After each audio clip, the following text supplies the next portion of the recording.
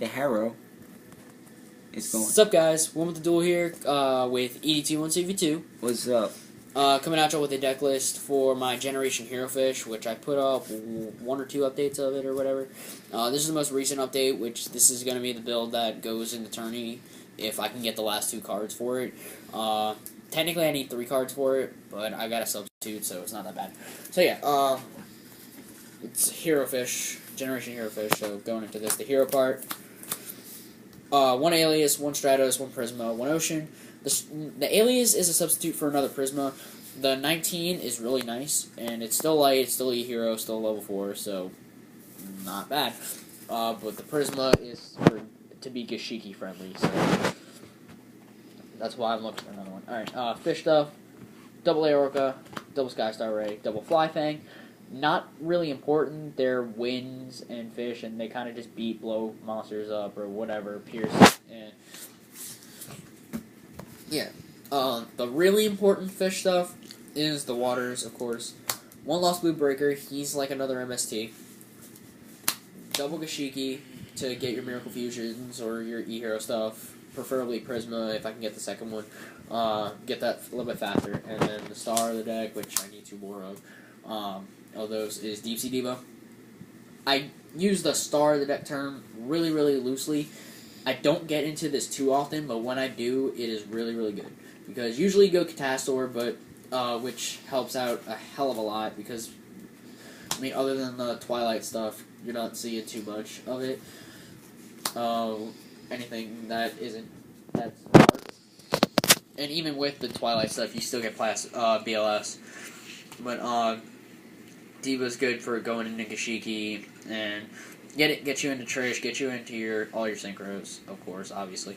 And Gashiki just gets you into Miracle Fusions, and you can just synchro fusion off the Deep Sea Diva if you get it. So yeah, that's the fish stuff. Going into spells, double D-Fissure. Tried it at 1 when I only had 1. It was okay, but I had to fiddle around with stuff. Not going to try it at 3. I already know how that's going to work at 3. It's going to come around too much, and it's going to kind of screw with me a little bit too much. It's going to bite you in the ass. Yeah, man. it's going to come back to bite me in the ass because Miracle Fusion is going to be crap. So 2 is just fine.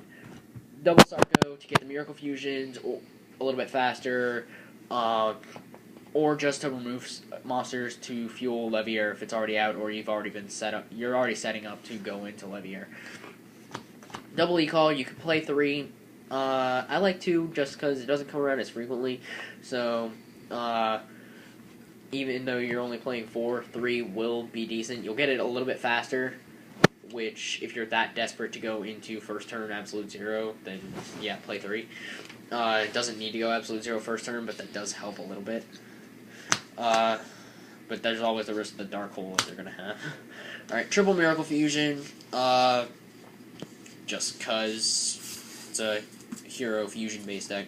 And then 2 Parallel Worlds, because of the remove from play stuff. So, yeah. Triple MST.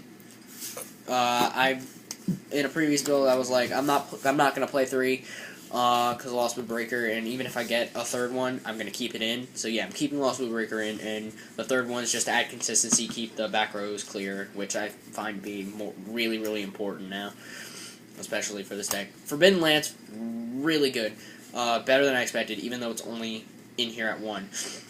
Just keeps away the torrentials from screwing up 0 or whatever. Like, if they got a bunch of monsters, you get a bunch of monsters, then you go 0 and they torrential, you can still keep 0 on field and just swing and then blow up any monsters they get later. And then your staples, Dark Hole, Heavy, Monster Bomb. Duh. Uno Traps, double Bottomless. These are going out for warnings, because warnings are better for this. I don't know why, but all the matchups I go up against, Bottomless is not that great. I mean, during tournament, there's probably going to be a little bit more of Bottomless symbol stuff, but there's so many people going to be playing, like, Gashikis and tour guides and stuff. I mean, you can fuck up their Exceeds and stuff, but still. Double Dust Tornado, like I said, back rows are really unfriendly for me for this deck, so I got all up on this, and I took out Upstarts, because I tried out Upstarts in here, and it wasn't that great. And then Mirror Force and Solemn, your staples. Moving into the extra deck, your double zero. EDT1's going to be playing 3 of these because he doesn't have all the synchros. But this is the me extra deck, so double zero. Double tornado, he's going to be playing 3 of these because of the wins, and sometimes zero just doesn't work, or you don't need zero at the very moment. 2 Levier, you got to play at least 2 because it doesn't always go 2, but there are times when the first one gets kind of ass raped and you need to go for the second one, and you have to have it there, otherwise it makes or break. It can make or break you. Leviathan, just to have another rank 3, and it's a water, so all good. And it can climb up, and it also helps with zero, of course. So, Submersible Carrier Arrow Shark, this is gonna go out. I mean, it's decent. It doesn't come around enough to be an asset, so I'm gonna take this out for Shining because of the lights heroes in here. So yeah, 1 Steel Swarm. This is the most expensive card. The rest of it, the deck is really pretty cheap, so it's not too bad. But Steel Swarm is going to be like the most expensive card. If you don't want to play Steel Swarm, just play a Utopia or a Wind Up. Go with Utopia; it's a lot better. But Wind Up gives you 25 beater on field, so yeah. The Steel Swarm's better. Yeah. 1 Trish, 1 Stardust, 1 Black Rose, 1 Brio, 1 Orient. Yes, you got to play Orient alongside Brio because there's the random Synchro Maniacs like me who you're going to go up against that aren't all up in Exceeds, because the main deck I play is Dragoonity, so synchro crazy shit.